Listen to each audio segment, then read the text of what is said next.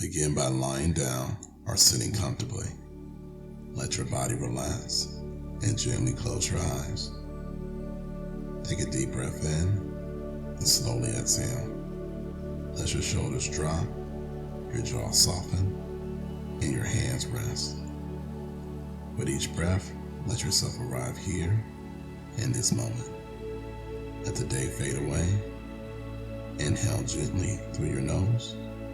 Exhale slowly through your mouth. Feel your body being supported by the surface behind you. You are safe. You are here. Now bring your attention inward. You may begin to notice any tension or heaviness from the day. Noticing, not judging. Breathe into it. Let it soften while you exhale. In this space, you are free to feel. Whatever emotion arises, allow them.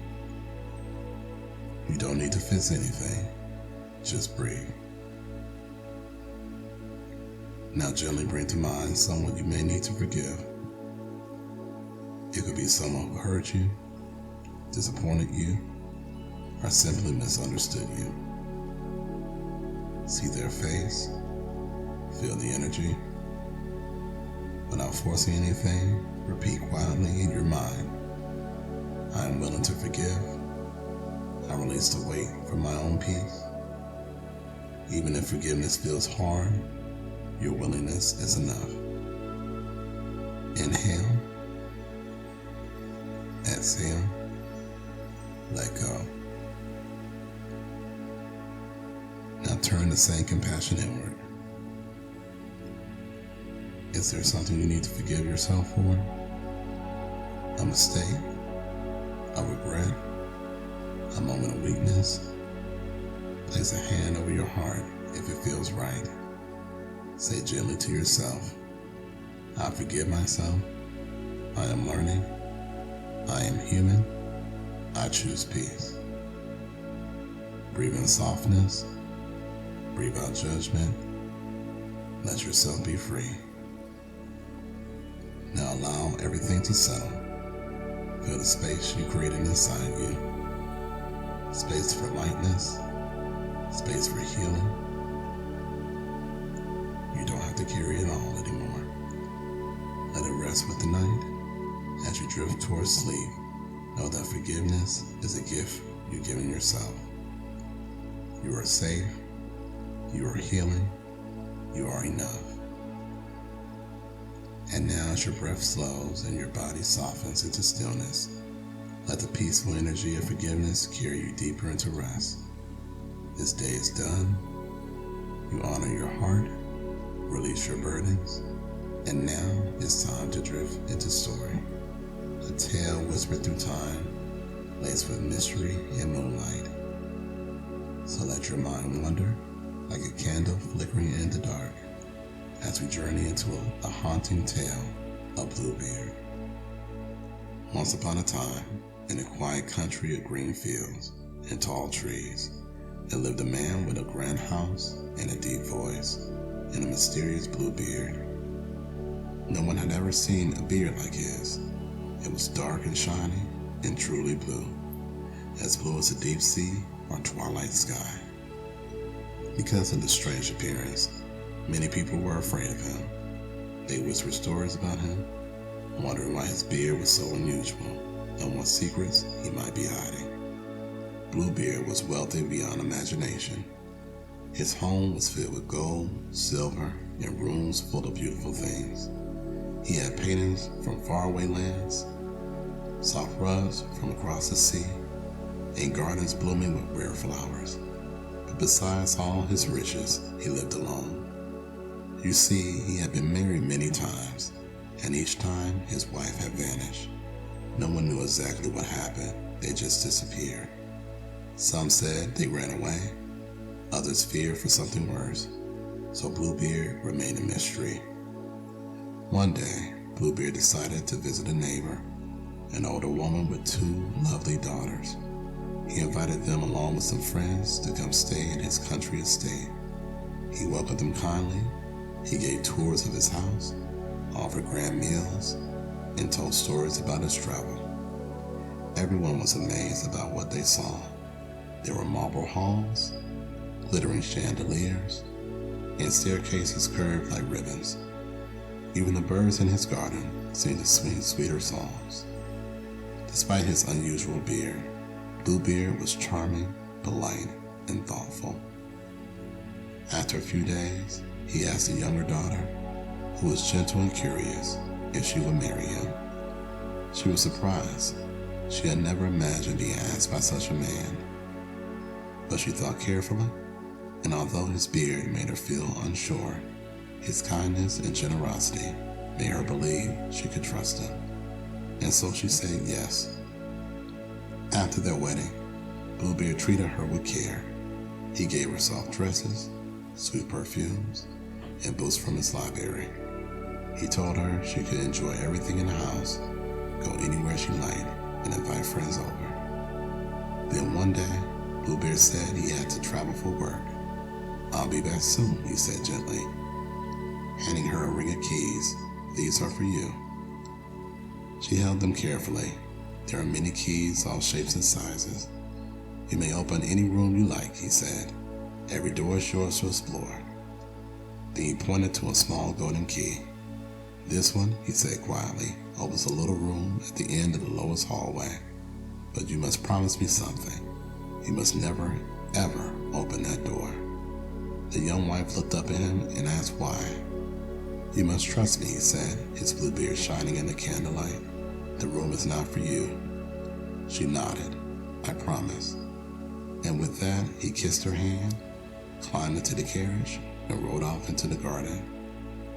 In the days that followed, the young woman explored the house. She wandered through the rooms filled with music boxes, butterfly collections, silken curtains, and little fountains that sparkled in the sun. She invited her sister to stay with her. Together they laughed, explored, and admired the treasures around them.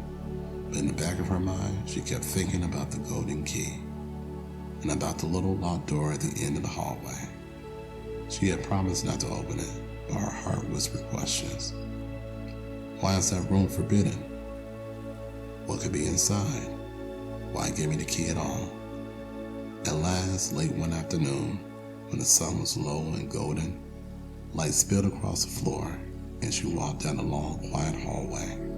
The golden key was warm in her hand. Her breath came slowly, her fingers trembled. She stood in front of the small wooden door. She turned the key, the door creaked open. Inside the room, the air was cold, the walls were dark, and there in the shadows she saw something that made her heart stop. The room held the bodies of Bluebeard's former wives. They were still, quiet, and dressed just as they had been in life. Terror filled her. She ran from the room, shut the door behind her, and dropped the key. She tried to wash it, but the blood stain would not come off. No matter how hard she scrubbed, the red mark stayed. The key was magic, and it had revealed her secret. That night, Bluebeard returned early from his trip. He greeted her kindly, asked her how her week had gone. Then he asked for his keys. She gave them back hand by hand, all except the little golden one. But Bluebeard noticed it was missing. "Where's the golden key?" he asked calmly. She tried to lie, but her hands were shaking. He took it from her pocket. He saw the red stain. "You went into the room," he said, his voice now heavy and cold. Tears filled her eyes. "You disobeyed me, and now, like the others, you must pay." She fell to her knees crying. "Please," she whispered, "just one more hour. Let me pray. Let me say goodbye to my sister." Bluebeard thought for a moment, then he agreed. 1 hour, and not a minute more. She ran to her sister and told her everything. "Go to the tower," she begged. "Look for our brothers. If you see them, wave your scarf. They must come quickly." Her sister climbed to the very top of the tower and watched the long, winding road. The young woman waited below, her heart pounding. Bluebeard called from the stairs. "Time is almost up." She looked to her sister. "Do you see anyone?" "Not yet." Bluebeard climbed higher. "Do you see anyone now?" Her sister shaded her eyes. No, not yet. At last she cried out, "Yes, I see them. They're coming. 2 riders, our brothers." Just as Bluebeard reached the top of the stairs, sword in hand, the door flew open. Her brothers rushed in and fought him. The battle was fierce, but they were brave. Together, they defeated Bluebeard and saved their sister. From that day forward, the young woman was free. She inherited Bluebeard's castle, but she chose to live in a smaller, quieter home. She shared her wealth with her sister and her brothers. She gave to the poor, opened school for girls, and filled her new home with laughter and music. She never forgot the dark secret she had uncovered. She used her courage, her kindness, and her wisdom to make sure others would never be harmed. As the day passed, she became known not as Bluebeard's wife, but as a woman of strength, of hope, and of light.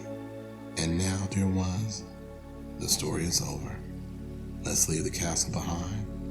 The danger is gone. The night is quiet. The stars are high above, gently watching. Take a deep breath. Let go of the fear. Let go of the worry. Only calm is here now. The story taught us something. Even when things seem dark and scary, there's always a way to find the light. With help, with courage, and with love, we can get through anything. Close your eyes now. Feel the warm blankets. Hear the silence of night. Imagine a sky full of stars, a moon smiling just for you, and a peaceful world waiting for your dreams. Rest now. Breathe slowly. Good night. Sweet dreams.